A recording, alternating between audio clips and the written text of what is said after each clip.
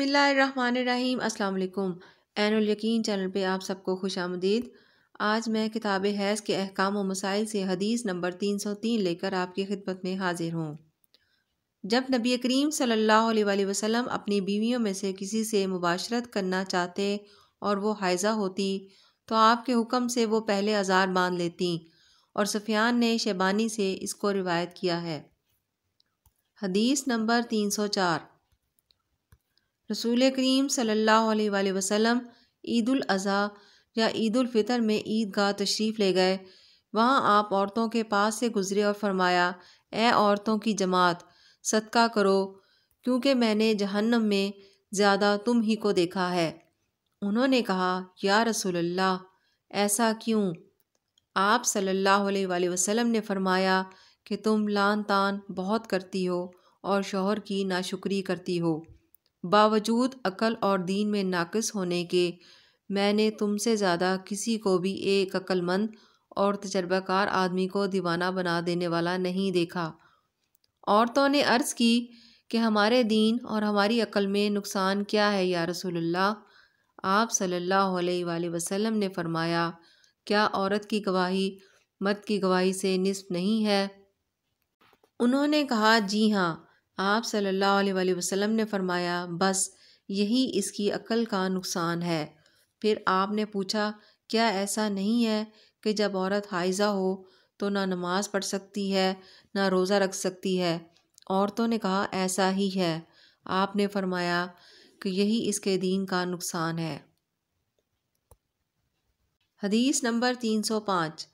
ہم رسول اللہ صلی اللہ علیہ وآلہ وسلم کے ساتھ حج کے لیے اس طرح نکلے کہ ہماری زبانوں پر حج کے علاوہ اور کوئی ذکر ہی نہ تھا۔ جب ہم مقام صرف پہنچے تو مجھے حیض آ گیا۔ اس غم سے میں رو رہی تھی کہ نبی کریم صلی اللہ علیہ وآلہ وسلم تشریف لائے۔ آپ نے پوچھا کہ کیوں رو رہی ہو؟ میں نے کہا، کاش میں اس سال حج کا ارادہ ہی نہ کرتی۔ آپ نے فرمایا، شاید تمہیں حیض آ گیا ہے۔ میں نے کہا، جی ہاں۔ آپ نے فرمایا، یہ چیز تو اللہ تعالیٰ نے آدم کی بیٹیوں کے لیے مقرر کر دی ہے، اس لیے تم جب تک پاک نہ ہو جاؤ طواف بیت اللہ کے علاوہ حاجیوں کی طرح تمام کام انجام دو۔ حدیث نمبر 306۔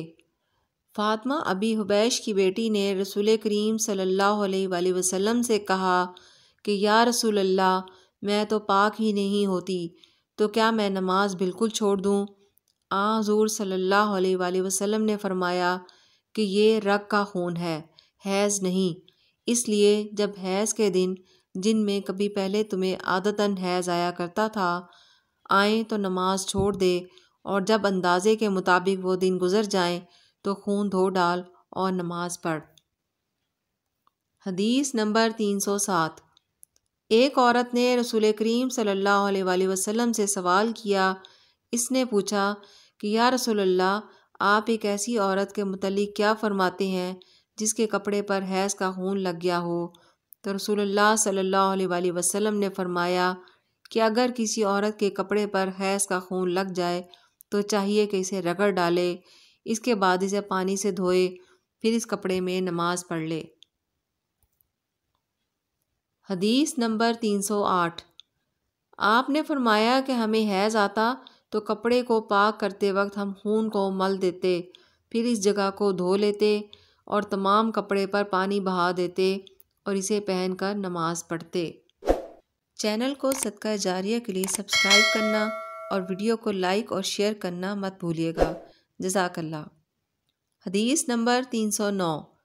نبی کریم صلی اللہ علیہ وآلہ وسلم کے ساتھ آپ کی بعض ازواج نے اعتکاف کیا، حالانکہ وہ مستحاضہ تھیں اور انہیں خون آتا تھا، اس لیے خون کی وجہ سے تشت اکثر اپنے نیچے رکھ لیتیں، اور اکرمہ نے کہا کہ عائشہ رضی اللہ تعالیٰ عنہا نے قسم کا پانی دیکھا تو فرمایا، یہ تو ایسا ہی معلوم ہوتا ہے جیسے فلاں صاحبہ کو استحاضہ کا خون آتا تھا۔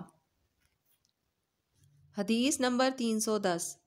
رسول اللہ صلی اللہ علیہ وآلہ وسلم کے ساتھ آپ کی ازواج میں سے ایک نے اعتکاف کیا، وہ خون اور زردی نکلتے دیکھتیں، تشت ان کے نیچے ہوتا اور نماز ادا کرتی تھیں۔